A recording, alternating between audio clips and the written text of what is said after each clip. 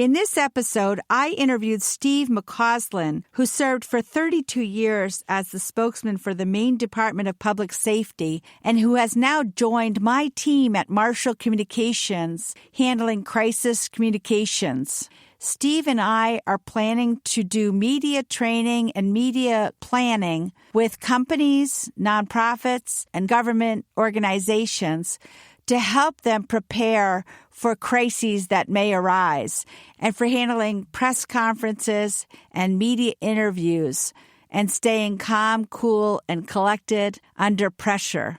Steve McCausland has so much experience over many, many years in working with the media in crisis situations that I asked him recently to join my team in handling communications planning, coaching, and training. I'm happy today to launch this episode of the PR Maven Podcast featuring my conversation with Steve McCausland.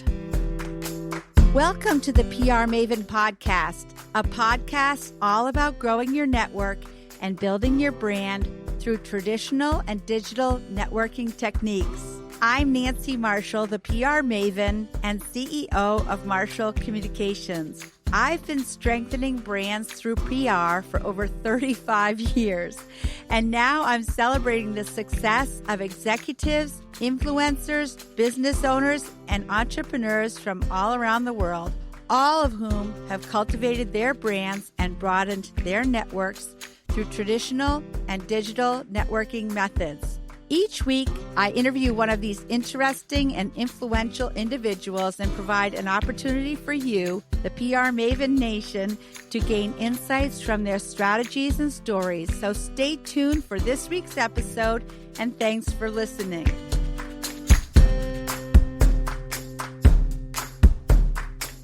Steve McCausland served 32 years as the spokesman for the Maine Department of Public Safety, handling information on over 500 homicides, another 500 fire deaths, and thousands of motor vehicle fatalities. Before retiring, he had a role in every major criminal investigation the department was involved in over those 3 decades. He served as an advisor to 8 commissioners of public safety and 8 chiefs of the state police on media relations and public and governmental policy. Steve started his media career as the news director of the radio station in Bath and worked part-time for the Portland Press-Herald, Associated Press, and WCSH-TV in Portland, Maine. He was elected and served 20 years on the Brunswick Town Council, serving 6 of those years as chairman.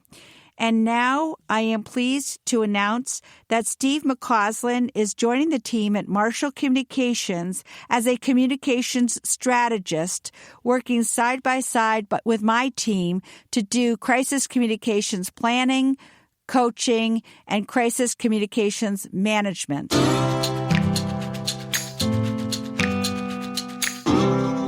Steve, tell me about your career with the Maine State Police and how you got into it in the first place. I started in 1988, Nancy, as the public information officer and retired this past June after 32 years. This was a position I thought, even as a young reporter, that fit my mode. I had applied back in the 70s for this position, did not get it. I went on to another career, and when it came open again in 88, I thought I still had the interest, still might be able to contribute something to the cause, and I applied again, and Commissioner John Atwood at the time decided to hire me, and I never left. Well, that's a good piece of advice right there, Steve, that if you don't get a job that you really want at the first try, you try again. So good for you for being persistent. So, Steve, we are going to be handling crisis communications together through our new partnership through Marshall Communications, and we'll be working with organizations that are in crisis. And how do you determine what is okay to say and what is not okay to say to the media in a crisis situation? Because I think that oftentimes people in crisis are perhaps even more afraid of the media than the actual crisis itself. I think one of the worst things that an executive, a corporate executive, president of a nonprofit, a municipality has is when the satellite trucks from the television station start encircling the building, because there is obviously a story there, and they're following it up. And what you say and what you don't say can go a long way in getting your position out there in public, but more importantly, to tell the public what has taken place. Sometimes you can't say the whole story. Many times in crisis communication, you can't. But you have to be empathetic.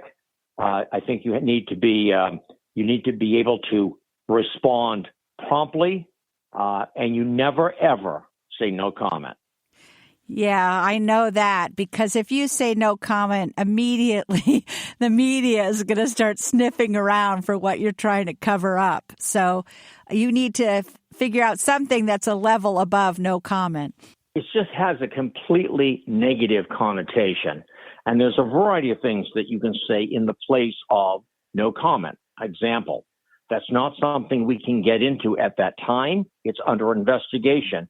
And when the proper time comes, we'll be more than willing to answer that question. But this is not the right time to address it.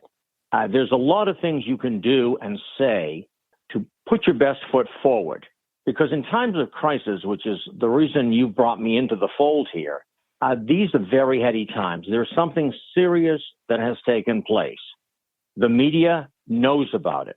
The media wants that side of the story. And many times people look like a deer caught in the headlights, or they say the darndest things that they shouldn't be, or they're giving up too much detail when they don't have all the facts. And so in the 32 years that I was at public safety, I dealt with crisis communication practically every week. And not always it was flattering to the agency. We've had some very heady times in which we had to explain why a certain person within our agency did something and try to explain it. So we relied on me to at least get the information out and to give advice to whoever was going to be in front of the camera. These are the things you can say, and these are the things to stay away from. And with your partnership with you, I hope to be able to share that knowledge with executives, nonprofits, government agencies, whoever may want to have an issue and want to use our expertise to help them get through it. Well, we have worked together in the past. I know when I've been handling public relations for certain organizations, and I know that you were always very helpful to me. I know one time we were dealing with a bicycle accident, and I know that organizations are able to always defer to the Maine State Police or to local fire and safety officials. So I did learn that early on, that if there is an accident and you're working with fire and safety officials, you can always say, we are working closely with local officials and we will be updating you as we get more information. So like you said before, if you just at least assure the media that you will be keeping the lines of communication open as you learn more about what happened, I think that's a good piece of advice. But along those lines, what are some of the most basic universal rules of communicating with the media in a crisis? Number one, you have to be timely. You can't put out a statement the day after something has boiled to the surface, that in order to get your side out in a situation, you've got to be upfront and in front of the cameras, putting out a news release, possibly a news conference to get your side out. You may not have all the facts, and you can explain that, but you can say, very similar to what you just said, that the matter is under investigation. We're fully cooperating with authorities. We're concerned about these allegations, and we'll do our best to get the answers that the public needs. But today is not the day to give out those details, other than to assure the public or the placeholders or whatever we're addressing, whether it's the public, your stockholders, your members of your nonprofit organization, that we want to get the information out. We're going to cooperate, and more information will come out later. But today is not the day to do that, other than to assure people that we are going to get the answers, and when we do, we'll share them. Yeah, and I would say, actually, first and foremost, if there have been victims of an accident of some kind, for example, last year you dealt with the very horrifying explosion in Farmington, and first and foremost, you want to express sympathy to the families of any victims and concern for anyone who's been injured. Isn't that right? Yeah, it was just over a year ago that we went to Farmington, and my first task was to organize the early afternoon news conference to start getting the information out and getting the decision makers there. That included the governor, whose hometown this explosion took place in, the acting fire chief. Most of his fire department had been wiped out or in the hospital, the police chief, the sheriff, the town manager, and the state fire marshal, whose agency, which is part of public safety, and whose agency was going to be the chief investigator in this. At that time, we didn't have all the answers. At that first news conference, we didn't even announce all the names of the victims. We did later in the day when I put out a news release by email. But we assured the public that we're there. We don't know what happened, but we're going to find out, and we're going to tell the public when those conclusions have been reached. Well, it has been my experience over the years that I've done this kind of work that being able to focus on what you're going to say actually sometimes has a calming effect on the people involved, because sometimes they are sometimes in shock and they just don't know what to think or how to feel. And I have found that when I'm working with clients in this kind of a situation, just creating what I call a message map, where you determine what your key messages are going to be, just gives them something to focus on. So I think that it's almost part of the healing process in a situation like this. But I think one of the most important things is to be prepared in advance of having a crisis. So that ties in with the media training and coaching that we are going to be doing, or crisis communications planning that you and I will be doing together. And how have you done this in the past? I know you've done quite a bit of media training with state government in the past. I have had a number of occasions where I have taught media relations to a number of groups. There was a 25-year period where every police officer trained at the Criminal Justice Academy got a 2 or 3 hour block of police media relations, what to say, what to not say, and tips that I had imparted. And many times I brought in members of the media to help share that experience. Not all of them in the class paid attention. They had other things to be concerned about because they were about to graduate. But we assured them that if this might be the only media relations they had in their entire career, so it might be best that they pay at least a little bit of attention to what we had to say. But I've done similar courses with the Maine Municipal Association, fire departments around the state, and there's been a number of others that wanted me to come and at least talk to them about media relations. And there was a fire. I live in Camden now, and there was a fire around the corner here a couple of years ago. And I went out because primarily I was nosy, wanting to know what was going on. It was a neighbor's property. And one of the firemen remembered that I had spoken to a session somewhere down on Mount Desert Island years earlier. And I asked him whether he remembered anything. And he basically said, "You told us never to say no comment." And I always remembered that. And I thought if nothing else, that trip to Mount Desert Island for me was worth it, to at least have this firefighter come forward years later and remember that tidbit.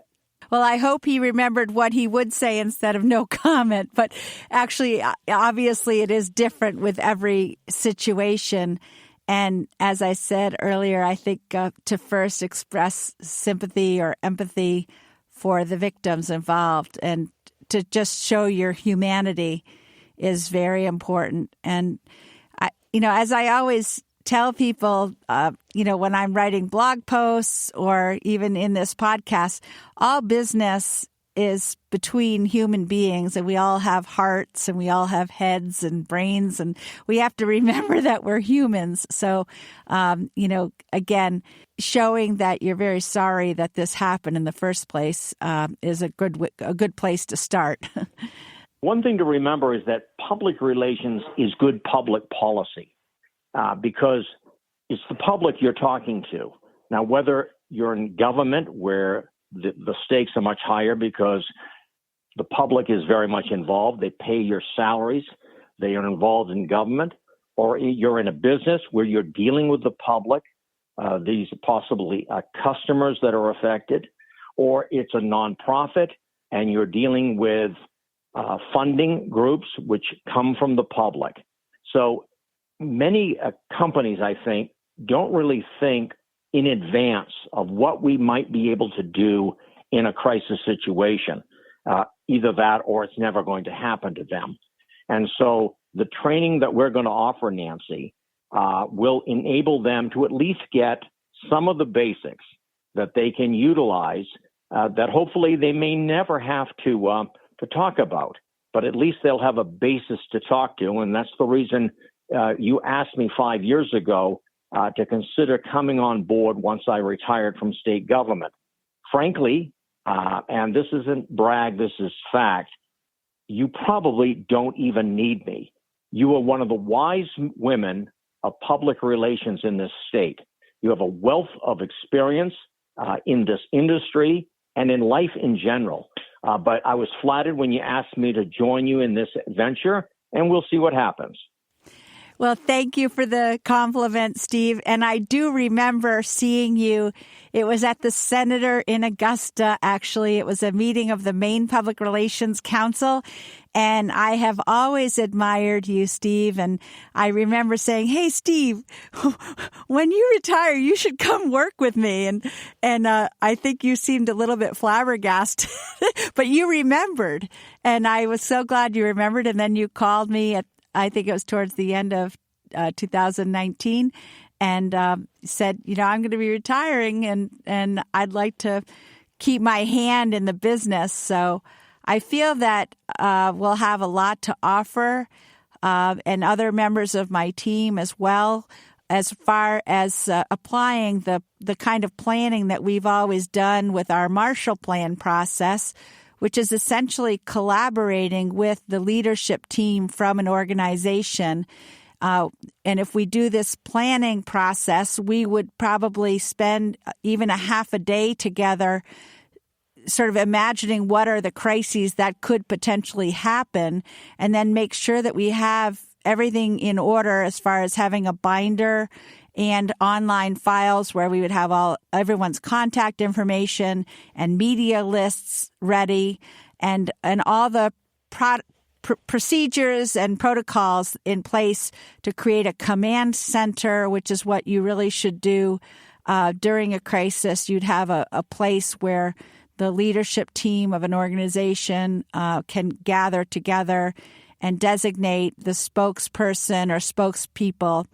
And another thing is really to have procedures in place to notify all of the employees. I know when I worked at Sugarloaf for many years, we had to keep in mind that there were people at the ticket counter and the guest services desk and on the telephone who needed to be updated, maybe even before the media, because you want to be sure that all of your internal audiences are aware of what's going on. Because sometimes the media will call. And also the employees need to know that they are not the spokespeople for the media. And that's why it's important to designate one person. And so you and I would be doing media training with that person, hopefully before the crisis happens, so that person feels comfortable, as you say, when the satellite trucks are there and the TV cameras and the actual media people are doing interviews. So, Steve, we're going to continue our conversation in just a moment. But first, I want to tell the listeners of PR Maven Nation about my new book, which is Grow Your Audience, Grow Your Brand, available now on Amazon.com as a paperback or Kindle edition. And soon it's going to be available on Audible.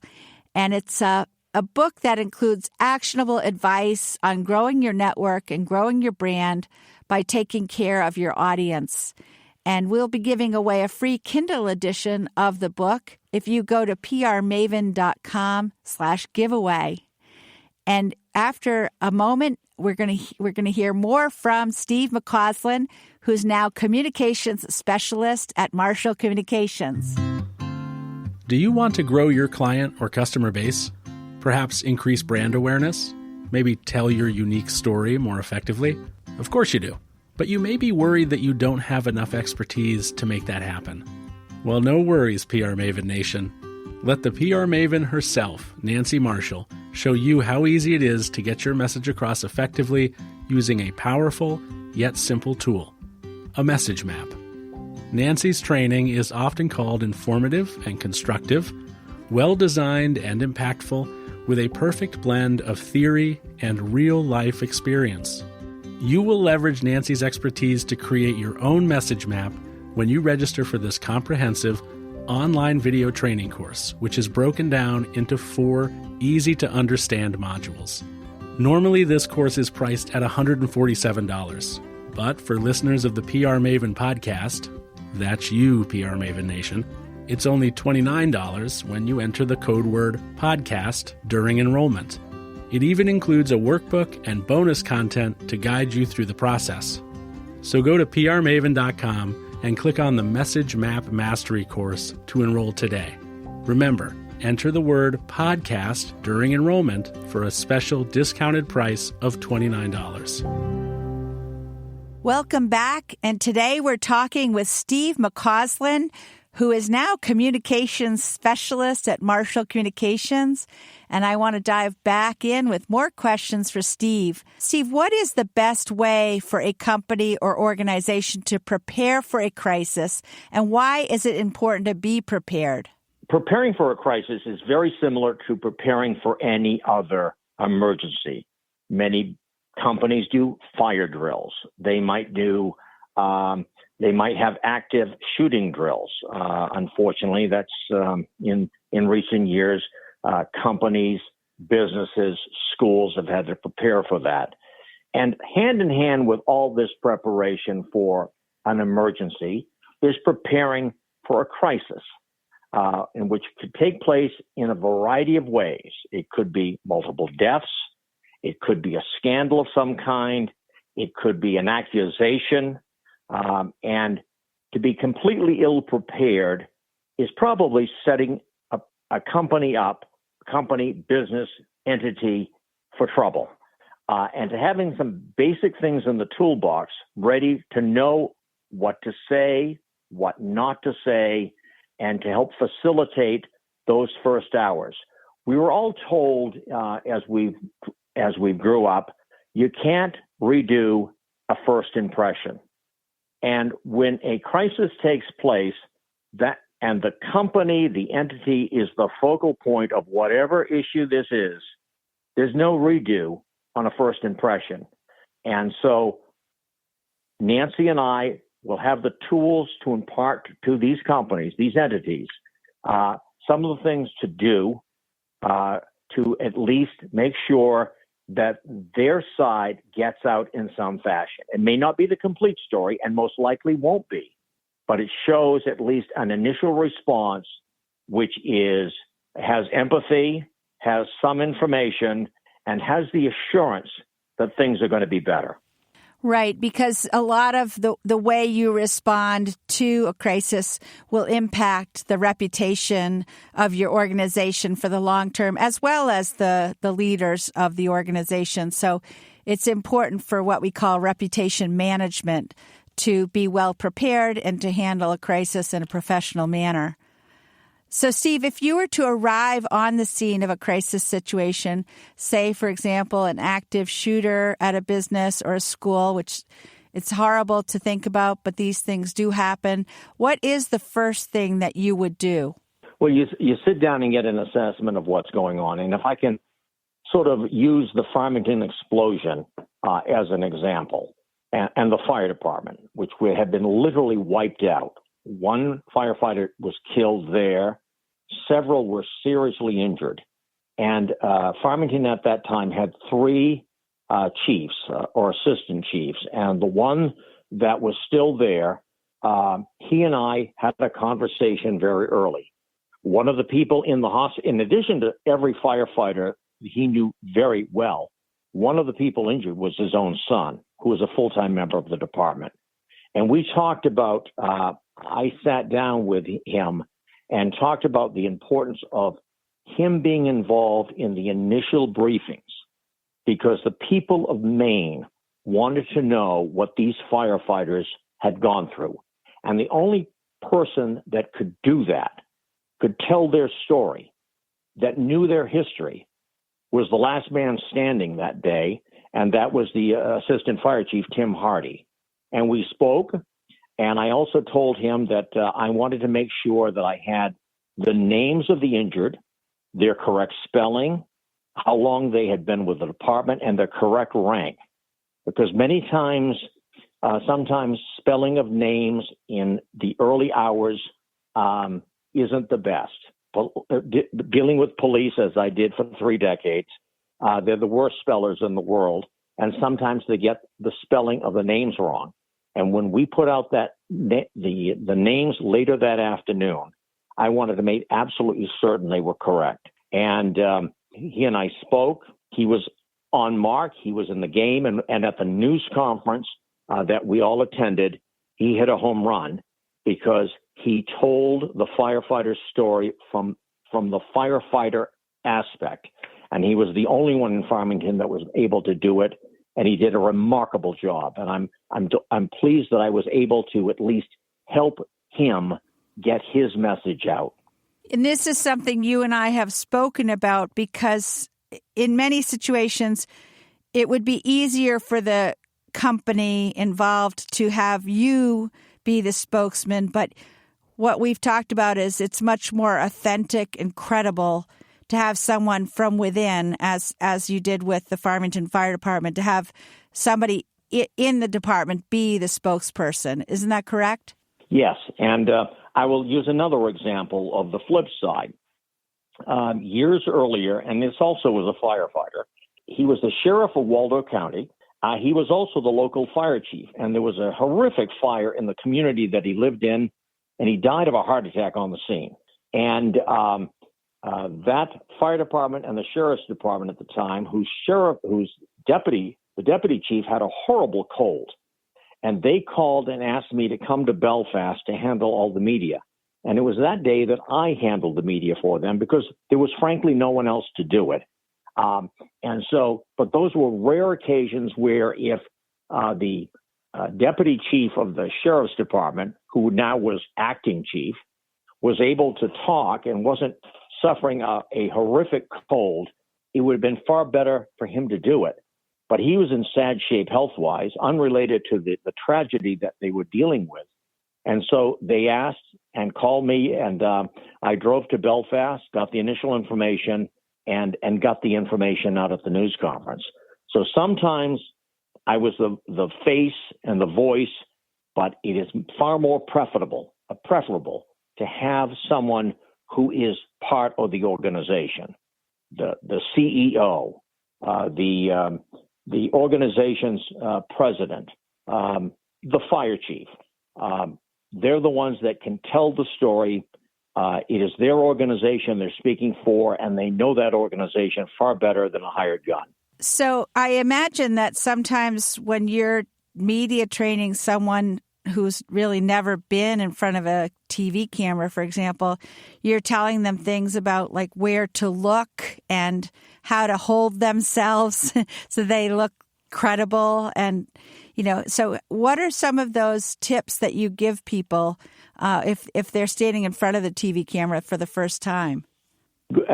I haven't actually taught this aspect for a while, but that was an aspect that I taught every police chief, every police officer that came to the Criminal Justice Academy. Some basic things. Number one, look at yourself in the mirror first. Make sure you don't have some lunch still stuck in your teeth. Those spitballs on the side of your mouth. That's what the TV folks do before they do a stand-up, and you should do the same thing. Get rid of the sunglasses. In my case, when I was doing on-scene info, I'm very susceptible to sunlight. I squint, and I look very cross. And so I always insisted that I was not facing direct into the sunlight. Cameramen love to put you right in the sunlight because they don't have to dub around with any lighting issues. But they can move their cameras. They can adjust their cameras to set the scene. And the spokesman in this case, which was me, would be far more comfortable talking about it rather than squinting in front of the camera. A couple of other things. Always make sure, you've checked out your, if you're in police officer's case, make sure their uniform is correct, that their tie is straight, that your hair is not a mess. First, you don't get a second chance for a first impression. And many times when people saw me on television, they say, I saw you on TV, Steve, about whatever the issue was. And I said, well, what did you think I did? Well, I didn't listen to you, Steve. I just watched you. I mean, it was all visual. And so those are important things to know, and most people don't. Many times, back to the placement of where you are, this was a tragedy along the side of the road. The cameras were all set up, and many times police officers feel obligated, well, this is where I have to stand because this is where the cameras are. Well, the cameras may not be in a safe location. It may be too noisy with all the traffic going by. And so many times I will say, okay, let's go under this. Let's go off here to under this apple tree and preset up. I'll be over there in 10 minutes and answer the questions that I can. They do that. They break their cameras down, go over. But the secret is it gives you an extra 10 minutes to prepare for what you're going to say. And so when you go there, you know what you're going to say. You have some key points that you've sort of either have written down or you've sort of practiced, or a few lines that you want to make sure you impart. And things come out much better because you've given a decent first impression. That's a very good piece of advice. And I think that members of the media will appreciate it if you suggest a better position for their camera. I think too many people defer, responsibility to the media and don't realize that, again, journalists are just human beings, and many of them are young people who haven't had a lot of life experience, and in any given day, a lot of media people have to be covering all kinds of different industries. So they may not be experts in any specific industry. So they appreciate having someone give them advice and, taking a few extra minutes to move a camera around, or even taking a few extra minutes to talk about what they plan to ask you before you start the interview is okay. So I think that if you treat media people, first of all, as if you're not adversarial towards them, and that together you're trying to tell a story that is fair and accurate, and that you trust them, but that you may not be giving them all the details. As you said, you might not even have the details. So I think my experience in working with journalists is that if you treat them fairly and with respect, they will give you that same respect back. So I know that they can be very scary to many people, especially in crisis, but taking those few extra minutes to get things set up is important. And a point you mentioned too, Nancy, is that much of the media now are very young, particularly compared to you or I. But the point is that they've come to Maine many times on their first job out of college, and they will be leaving Maine the first chance they get to go to a bigger market, if it's television or even newspaper. So they may need a roadmap to get to Augusta or whatever scene you're dealing with. They're that new.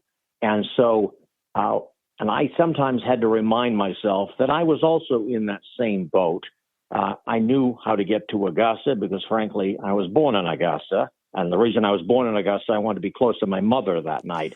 But I grew up in Brunswick, and we were all young once, and we sometimes didn't know what to ask. This was for reporters, this may have been the first time they've ever dealt with this particular subject. And so you can help them set the stage and explain what's going on by just having some institutional information. This is the issue. This is the industry you're dealing with. We're involved in these aspects, and just some general background information that sometimes can be helpful, particularly for a new reporter, because they've never dealt with this particular issue. That's a very good point, to actually suggest some questions that they may ask you. And that leads to my next question is, it's often difficult in a crisis because there's a lot of emotions and turmoil going on.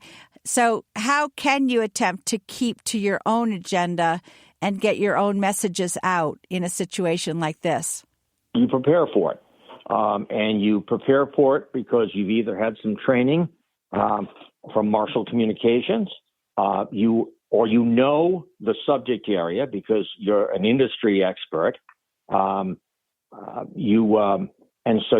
reason why you put your best person in front of the cameras because they are the most knowledgeable regarding the particular incident issue that is the reason why there is a crisis here. We've talked about it before. You may not be able to get, and most likely will not be able to get into specific details, but you can talk about the business, the industry, the assurance that they're cooperating or getting the answers needed to find out exactly why this incident happened, and that all the answers are not going to be taking place on day one. But the public needs to have assurances that things will be better, things will be in control, and that spokesperson, whether it is the executive of this organization, whether it is a person designated as the spokesperson, they will hopefully have the tools available to navigate these waters, which they may have never traveled before. I think you make a very good point that you just need to assure people that things will be better and, that you're going to be taking care of the situation and that you will be keeping them updated as you learn more about it. So a lot of it is having a spokesman or spokesperson who is calm, cool, and collected, which is actually one of the reasons why you are so good at what you do, because you stay calm and cool under pressure, I think. Thanks. It was all a facade, but I did many times be able to pull it off because I knew what I could say, and I also knew what I couldn't say. And I dealt in my career with handling the information for more than 500 homicides that occurred in Maine. And the Attorney General's office, which prosecutes all of them, had some very strict guidelines that I knew about on day one. Things you can say, things you can't say. And you can say everything in a variety of ways, but you have that basic do's and don'ts that you could fall back on, that at least got the information out initially. And most times, obviously, the final story would come out much later on with an arrest, with an indictment, and with a court hearing. But at least initially, you were able to get some of the information out on one of the most important stories that anybody would have to deal with, and that would be a homicide. And unfortunately, in my career of 30 years, I dealt with more than 500 of them. That's got to be a really hard thing to deal with. 500 homicides. That's 500 human lives, which is a very sad thing to think about. But I'm sure that the public was well served when you were able to try to explain at least a little bit of what was going on. So, Steve, is there a book, an app, or a website that you have found helpful in your career, and why? Well, it's your books, obviously. I found them greatly helpful, Nancy. You told me to say that at the beginning, so I'm repeating that. I hope I'm doing it right. But in all seriousness, there's a number of professional organizations that you and I have belonged to over the years. The Maine Public Relations Council is one, which has been very active. On the police side, there was a national organization, which I went to several of their national conferences, in which speakers came in on a wide variety of issues that we all remember. Catastrophes, homicides, the Waco incident, the Jeffrey Dahmer's arrest that took place. And we had the principals come in and tell us everything. And I mean everything.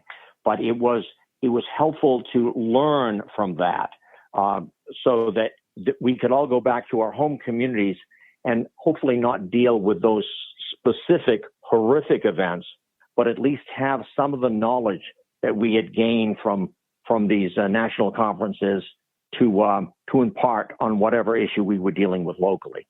I think that kind of information sharing and networking is one of the important parts of being involved with a national organization. And I just hope that we get through this COVID situations, that we can all get back to professional networking. I know I miss it terribly because, well, I'm a very social person, as you know.